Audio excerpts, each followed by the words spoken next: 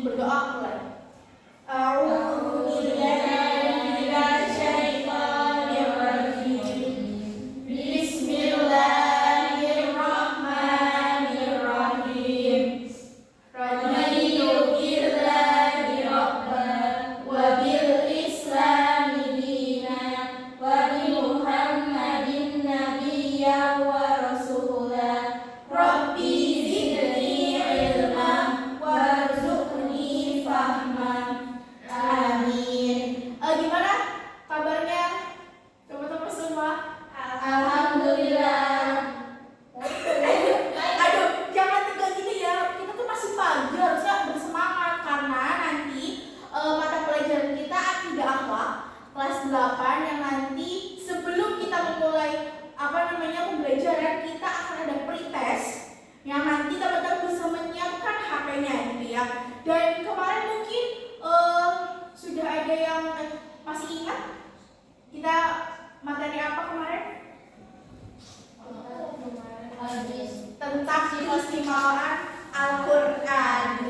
Di situ dijelaskan bagaimana turunnya Al-Quran, kemudian bagaimana mushaf Al-Quran itu kumpulkan jadi satu gitu, sampai teman-teman itu bisa membaca sampai detik ini, sampai sekarang gitu. Nah, nanti teman-teman bisa, jadi hari ini kita akan mempelajari terkait dengan akhlak terpuji. Sebelumnya udah ada yang tahu soal ikhtiar, tawakal, sabar, syukur, dan qanaah? Ada yang udah tahu? Mesti kayak gambarannya aja, kayak sabar itu harus kayak gini, syukur itu harus kayak gini, qanaah itu harus kayak gini. Ada yang tahu? Ikhtiar itu berusaha. Oke, benar banget. Ada yang lain? Syukur itu berserah diri. Oke, betul. Syukur itu mengucapkan alhamdulillah. Oke, bisa jadi. Nah, nanti teman-teman di sini akan ada pretest. Siapkan HP-nya dan nanti saya akan share di grup link untuk bermain game gitu ya teman-teman. Oke. Benar. Ih, bagus punya aku, punya kodok.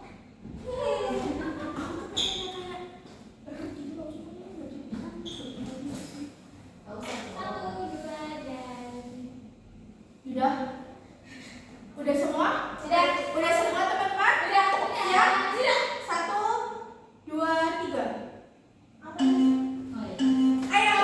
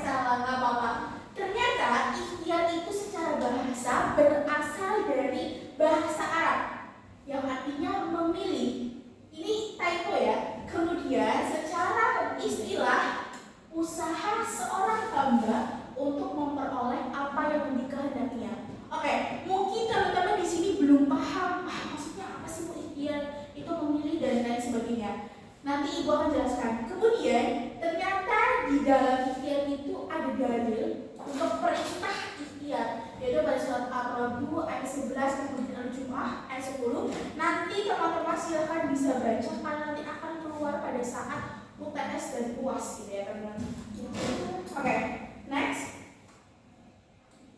Nah, bentuk dan contoh perilaku ikhtiar. Ada yang mau baca?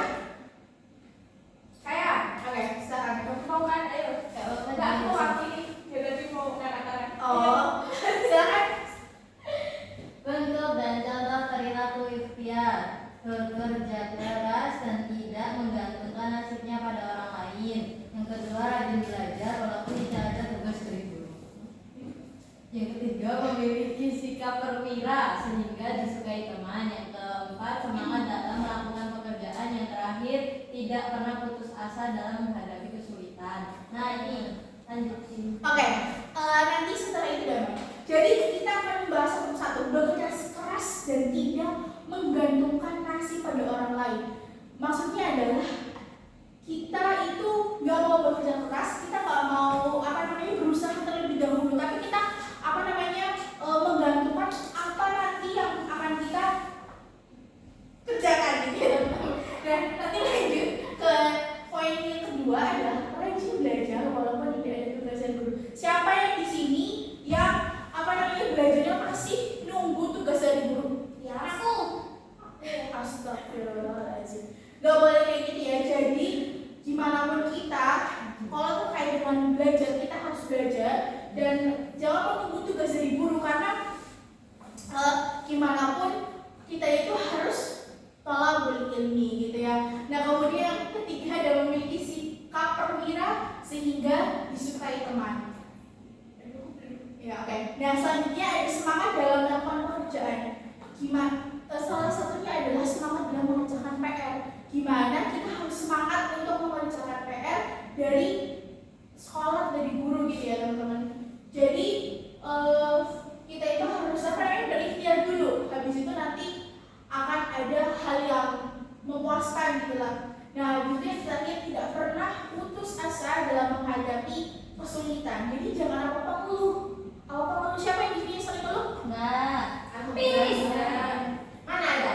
Pasti setiap orang itu pasti merasakan damai. Pasti setiap orang itu akan merasakan yang namanya mengeluh teman-teman. Tapi kita punya batas di mana kita harus mengeluh gitu ya. Gak apa-apa kita mengeluh, tapi kita balik lagi, kita harus berikhtiar, harus berusaha gimana caranya kita itu bisa mencapai apa yang kita inginkan gitu ya. Nah selanjutnya ternyata dalam ikhtiar itu mempunyai dampak positif. Ketika kita menjalankan ikhtiar, ternyata kita ada dampak positifnya loh. Nah salah satunya adalah bisa dibacakan itu. Dampak positifnya yang pertama yaitu menghilangkan rasa malas, murung dan keluh kesah. Nomor 2, meninggikan derajat kita terhadap Allah Subhanahu wa Ta'ala. Nomor 3, terhormat dalam pandangan Allah dan sesama manusia.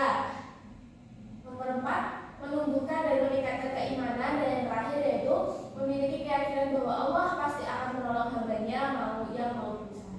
Oke, jadi di sini adalah gimana cara teman-teman itu harus yakin sama Allah, karena Allah itu bakalan membantu kita, entah itu bukan sekarang tapi pasti akan membantu kita gitu. Dan untuk ikhtiar ini gimana teman-teman, ada yang belum dipahami? Sudah. Oke, ibu mau tanya. Tadi secara bahasa ikhtiar artinya apa? Memilih. Oke, siap. Jadi untuk sejauh ini teman-teman masih paham ya, masih fokus terkait dengan ikhtiar. Terus, oke, selanjutnya kita akan membahas soal tawakal.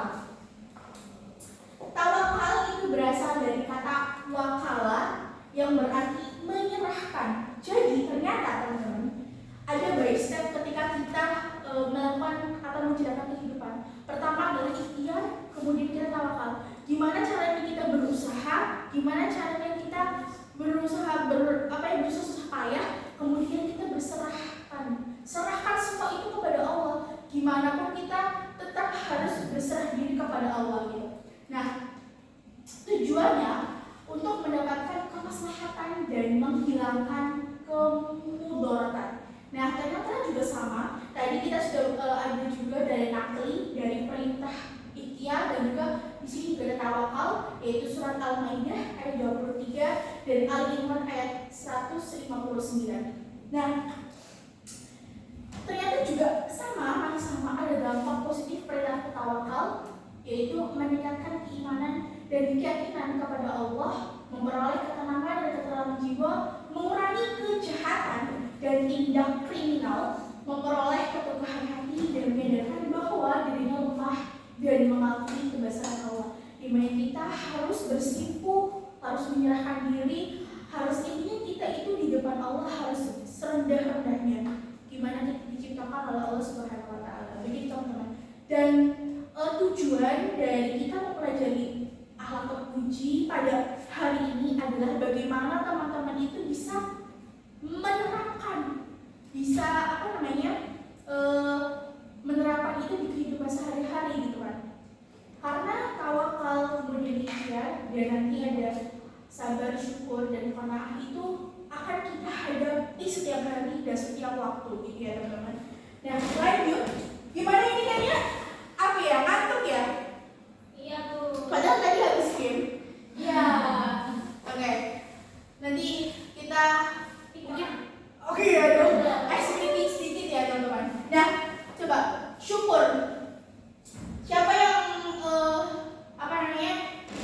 yang sering mengucapkan alhamdulillah ketika dikasih nilai bagus, ketika makan enak, ketika kita bisa menghirup nafas, teman-teman. Alhamdulillah hati kok. Oke, siap Aisyah. Nah, ternyata kata bersyukur itu berasal dari bahasa Arab. Yang kita teman-teman bisa lihat. Kalau orangnya 10 syukron, artinya adalah berterima kasih. Bagaimana caranya kita itu berterima kasih kepada Allah Subhanahu wa taala. Sedangkan menurut istilah syukur yang memberikan pujian kepada Allah serta beramal ma'ruf nahi munkar. Coba di sini siapa yang nggak sama amal ma'ruf nahi munkar? Siapa yang tahu artinya? Aku tahu. Apa? Mengajak kepada kebaikan dan melarang kepada keburukan. Oh ya, betul banget. Nah, ternyata dari amal ma'ruf nahi munkar ini mempunyai banyak arti teman-teman dan banyak hal yang dapat kita terapkan gitu. Kemudian juga masih sama, ternyata ada dari perintah bersyukur pada Quran surat Al-Ankabut ayat 17 dan Quran surat Al-Baqarah ayat 152.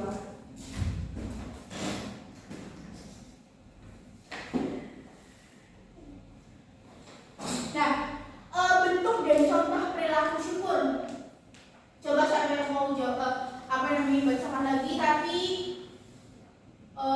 sambil menjelaskan satu poin. Tidak pernah mengeluh dalam hidupnya. Bersyukur terus.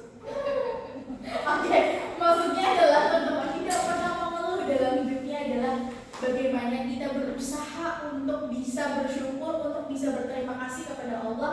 Ya walaupun memang manusia ini gak munafik ya teman-teman, kadang selalu mengeluh, padahal masalah itu sepele tapi kadang kita selalu mengeluh gitu. Tapi bagaimana kita tuh berusaha untuk bisa bersyukur gitu. Mengeluh bersyukur nggak? Kenapa?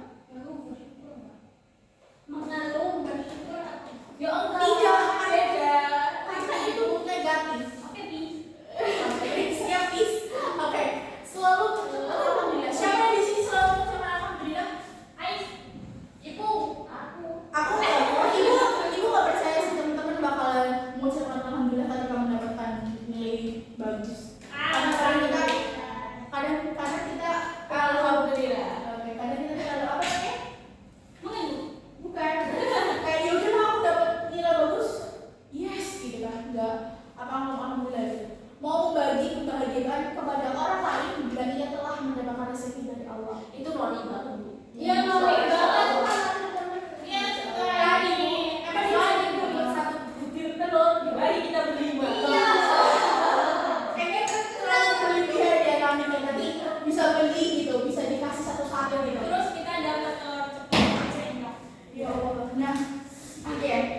Selalu bersyukur atas nikmat dan karunia yang telah diberikan Allah. Amin. Kita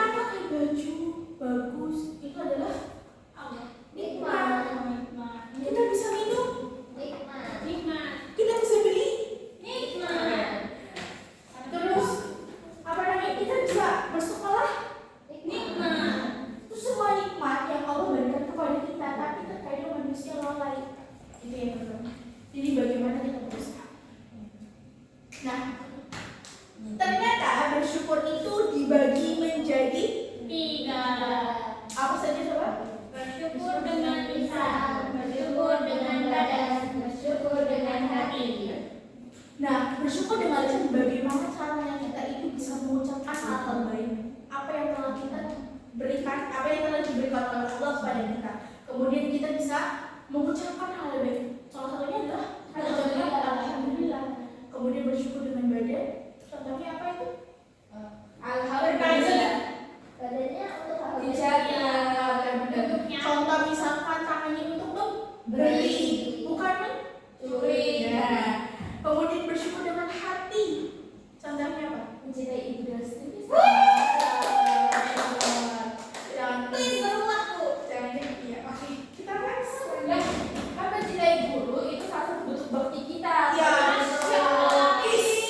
respect, hormat. Coba gampang positif.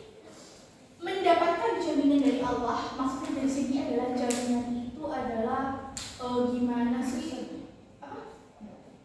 Jaminan itu kayak apa namanya?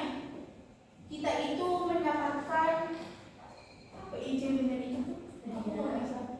Bisa jadi hadiah atau contohnya iya dijanjikan.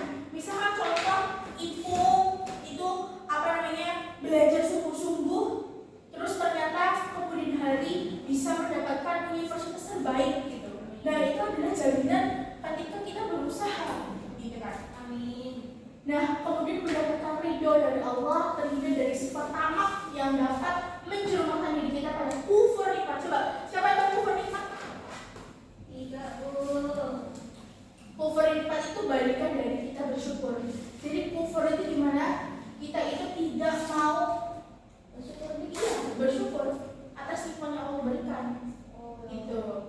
Nah, memperoleh kepuasan batin karena dapat menaati salah satu kewajiban hamba terhadap khaliqnya.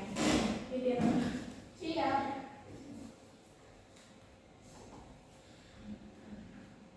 Nah, kalau kita lanjut ke sabar, ada yang bisa baca sabar?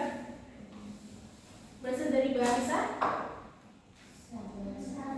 Sabar berasal dari kata bahasa Arab yang berarti menahan, mencegah dan apa? Sedangkan dari istilah barang-barang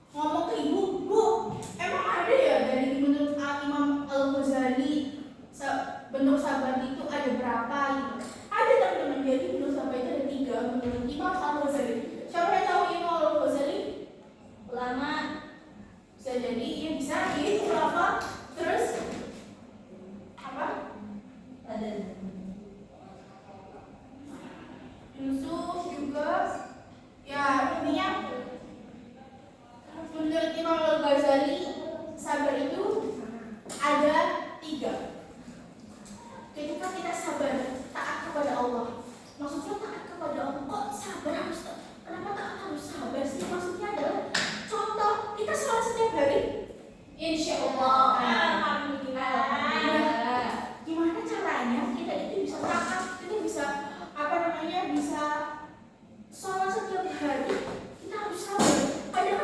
Ada aja ujian yang aku males banget sholat, apalagi kalau dia anak tidur, duhur, anak subuh tuh biasanya ibu ya, yang nggak pernah sholat subuh ya,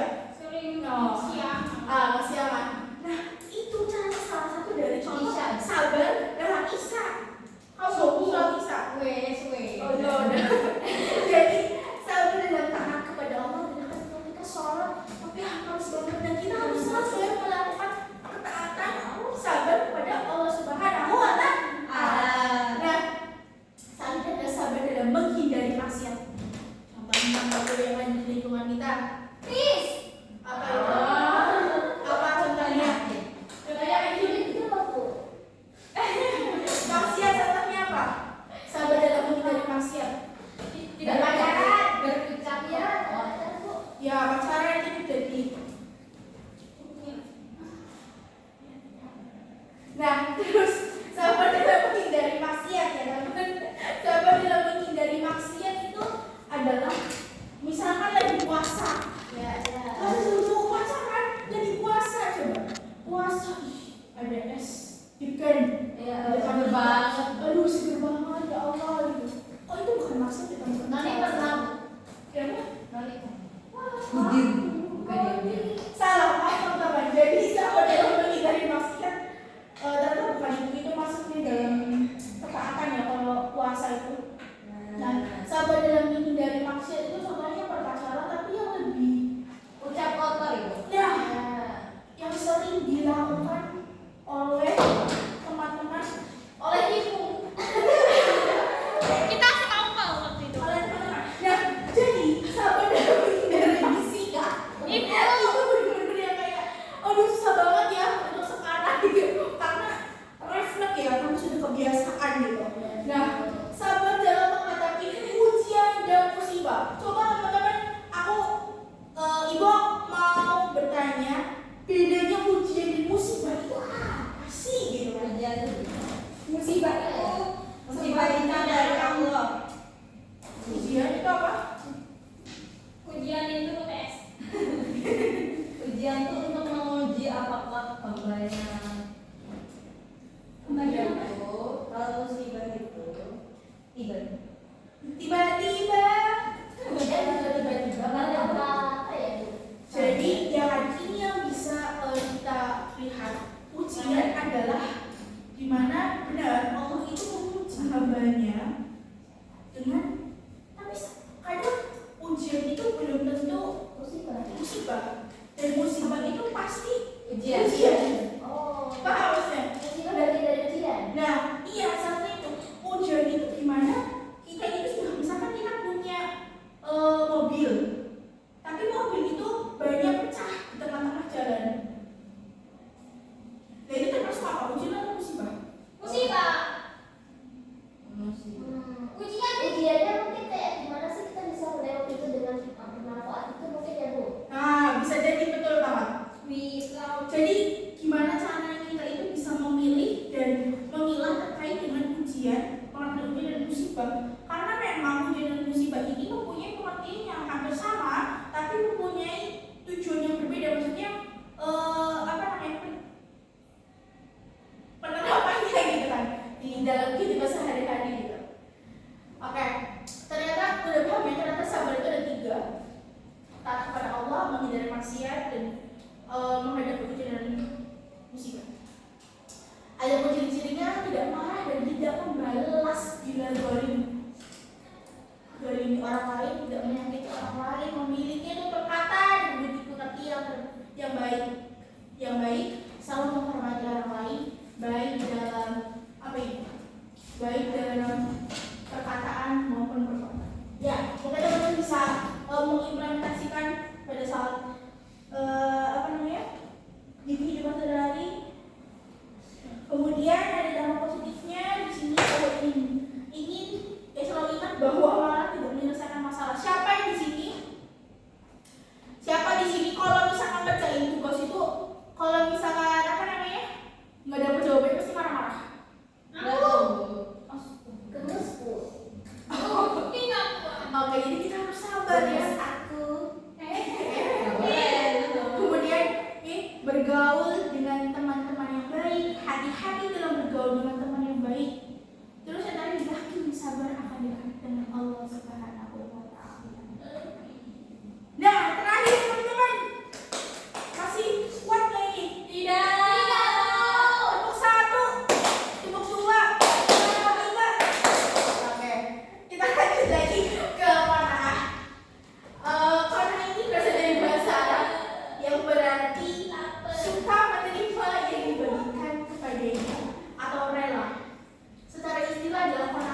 berarti menerima keputusan Allah serta senantiasa tetap berusaha sampai batas maksimal kemampuannya. Kemudian ada dari yang kelima, An-Nisa ayat kedua, Hud ayat 6. Contoh perilaku qanaah, tidak pernah mengeluh dalam menghadapi hidupnya. Kadang memang qanaah dan sabar ini hampir sama ya teman-teman.